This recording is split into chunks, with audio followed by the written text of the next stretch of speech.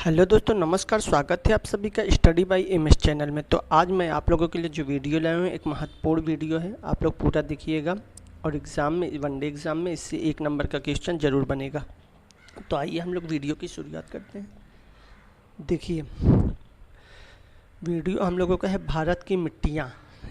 भारत की मिट्टियाँ, भारत की मिट्टियों से क्वेश्चन ज़रूर से ज़रूर बनता है। तो आइए हम लोग देखते हैं। देखिए, भारत में कितने प्रकार की मिट्टी पाई जाती है। सबसे पहला क्वेश्चन है, भारत में कितने प्रकार की मिट्टी पाई जाती है। तो भारत में 8 प्रकार की मिट्टी पाई जाती है।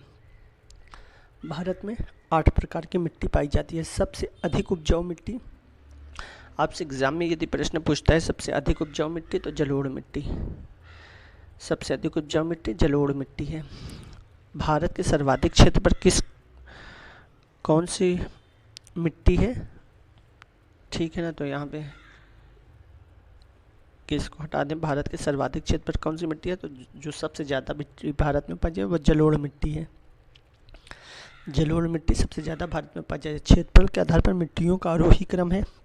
देखिए, बढ़ते हुए क्रम में कि कौन सी ज़्यादा है, उसके बाद कौन सी, उसके बाद कौन सी, उसके बाद कौन सी। तो क्षेत्रफल के आधार पर मिट्टियों का आरोही क्रम जलोढ़ सबसे ज़्यादा, फिर लाल, फिर काली, फिर लेटेराइट।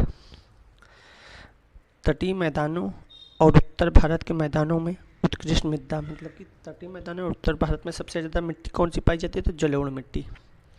जलोढ़ मिट्टी का अन्य नाम क्या है, खादर। जलोढ़ मिट्टी का अन्य नाम खादर मिट्टी है। तो पुरानी जलोढ़ मिट्टी का अन्य नाम बागर। पुरानी जलोढ़ मिट्टी है तो बागर कहा जाता है, जलोढ़ मिट्टी खादर कहा जाता है। गंगा के मैदानों की पुरानी कछारी मिट्टी कहलाती है बांगर। गंगा के मैदानों की पुरानी कछारी मिट्टी कहलाती है बांगर, वही चीज़ है। कौन सी मिट्टी को न्यूनतम उर्वरक की आवश्यकता होती है, मतलब उर्वरक की आवश्यकता बिल्कुल होती ही नहीं है, वो कौन सी मिट्टी है। तो जलोढ़ मिट्टी। जलोढ़ मिट्टी में अपने आप में बहुत सारे उर्वरक मौजूद होते हैं, ठीक है ना। भारत में जलोढ़ मिट्टी का भाग कितने प्रतिशत है। 24%। भारत में जलोढ़ मिट्टी का भाग 24% है। 24% है। क्रेस्टिशियस युग के दरारी उत्भेदन द्वारा उत्पन्न मिट्टी तो काली मिट्टी है। ये क्वेश्चन इंपॉर्टेंट है। क्रेस्टेशियस युग में दरारी उत्भेदन के द्वारा उपयुक्त मिट्टी तो काली मिट्टी। प्रायद्वीपीय भारत में अधिक क्षेत्र पर विस्तृत मिट्टी काली मिट्टी। प्रायद्वीपीय भारत में कौन सी मिट्टी अधिक है, तो काली मिट्टी। कपास की खेती के लिए उपयोगी काली मिट्टी। कपास कौन सी मिट्टी में होता है, तो काली मिट्टी में। आपसे प्रश्न जरूर पूछा जाता है, काली मिट्टी में कपास कौन सी मिट्टी में होता है, तो काली मिट्टी में। अब आइए देखिए, जैव पदार्थों से भरपूर मिट्टी काली मिट्टी, जिसमें जैव पदार्थों की कोई कमी नहीं होती। जैव पदार्थों से भरपूर मिट्टी काली मिट्टी। बेसाल्ट लावा की अपेक्षा से निर्मित मिट्टी रेगुड़ मिट्टी। रेगुड़ मिट्टी कौन सी है, बेसाल्ट लावा की अपेक्षा से निर्मित हुई है। किस मिट्टी में सिंचाई की आवश्यकता नहीं होती। देखिए, सिंचाई की व्यवस्था बिल्कुल भी नहीं होती काली मिट्टी में। काली मिट्टी में सिंचाई की बिल्कुल भी आवश्यकता नहीं होती। कपास मिट्टी का स्थानीय नाम है रेगुड़। कपास मिट्टी को क्या कहा जाता है, रेगुड़ मिट्टी भी कहा जाता है। किस मिट्टी की जुताई स्वतः हो जाती है, काली मिट्टी। काली मिट्टी अपने आप जुत जाती है।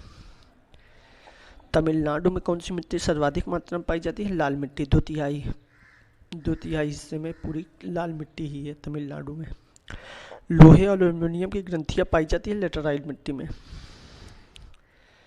लेटराइट मिट्टी में, ठीक है, लेटराइट मिट्टी में। अब यह धान की खेती के लिए उपयोगी जलोढ़ मिट्टी। धान की खेती के लिए उपयोगी जलोढ़ मिट्टी है।